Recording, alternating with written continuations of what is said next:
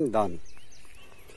दोस्तों, सबसे पहले पपीता लगाने से पहले आप एक ऐसी वैरायटी का चयन करें जो रोग रोधी हो और जो आपके फील्ड के हिसाब से, आपके एरिया के हिसाब से सुटेबल हो।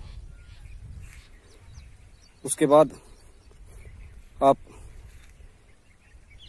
अपने यहाँ पौध तैयार कर भी लगा सकते हैं। आप बीज, अच्छी वैरायटी का बीज ले लें और पौध तैयार करके उसको लगा सकते हैं, या आप तैयार की हुई पौध मंगा सकते हैं और उसे भी लगा सकते हैं। दोस्तों, पपीते की खेती करने से पहले कुछ बातों का विशेष ध्यान रखना आवश्यक है ताकि हम कम खर्च में जैविक तरीके से अच्छे उत्पादन ले सकें। दोस्तों, सबसे पहले आती है बात खेत की तैयारी की। दोस्तों, सबसे पहले आप खेत की मट्टी पलट हल से अच्छी तरह जुताई कर ले और 2-4 दिन, 5-7 दिन के लिए उसे खुला छोड़ दे ताकि हमारी मिट्टी को अच्छी तरह से हवा धूप लग सके और जो बीमारी के कीट होते हैं वो मर जाएं, उनकी संख्या कम हो जाए। दोस्तों, जब आप खेत की तैयारी कर रहे हो तो सड़ी हुई गोबर की खाद ले और सड़ी हुई गोबर की खाद भरपूर मात्रा में अपने खेत में डालें और साथ के साथ फैलाएं उसे और साथ के साथ पानी चला दें।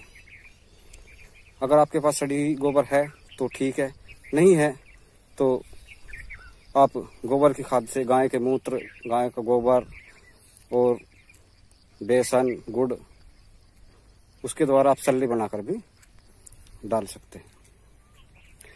जब आप खेत की तैयारी कर रहे हो, जुताई कर रहे हो, तो आप जैसा कि रासायनिक खेती वाले DAP, urea, zinc, sulphur, potash इनका यूज करते हैं, तो अगर आप पहली बार जैविक खेती कर रहे हैं तो उसके लिए आप जैविक फर्टिलाइजर का केमिकल फर्टिलाइजर का 20 से 30% कम करें और जैविक तरीके से खेती की शुरुआत करें।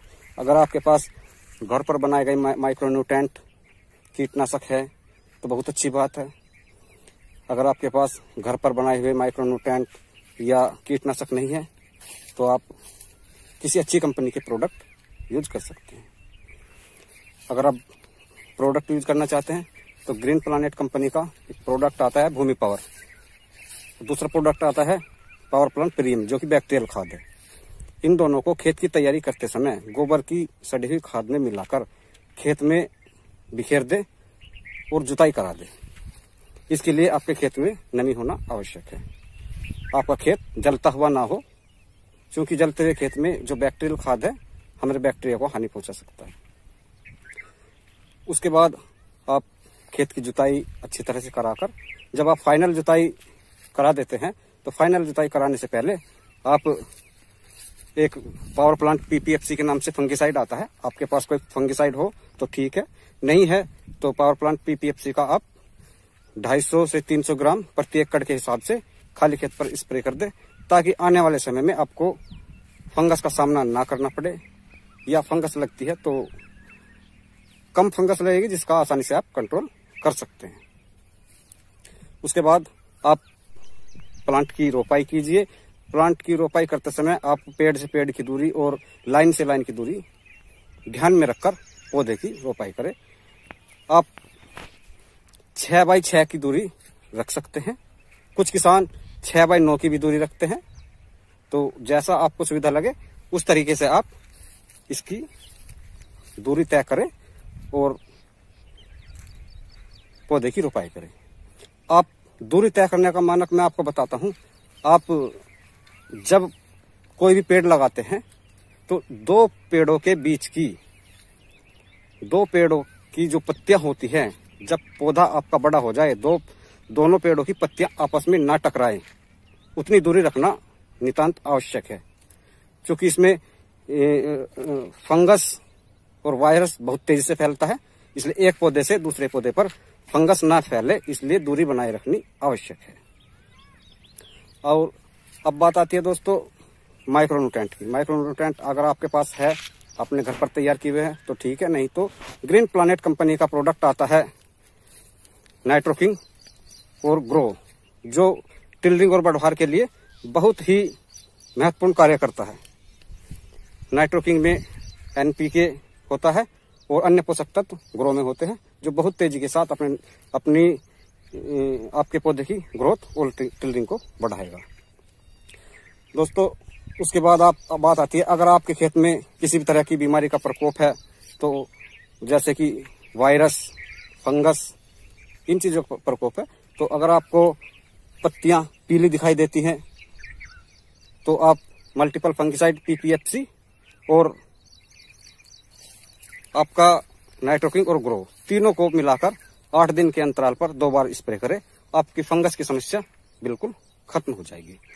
और दोस्तों, एक बात, जो जड़ गलन की बीमारी आती है, उसके लिए जो सिस्टेमिक फंगस के कॉन्टैक्ट फंगिसाइड फंगस के कारण होती है, उसके लिए आप एक प्रोडक्ट, बहुत ही शानदार रिजल्ट है जिसका, खेत की बुआई के समय रूट गार्ड का प्रयोग कर सकते हैं, जिससे आपको जड़ गलन की समस्या का सामना भी नहीं करना पड़ेगा।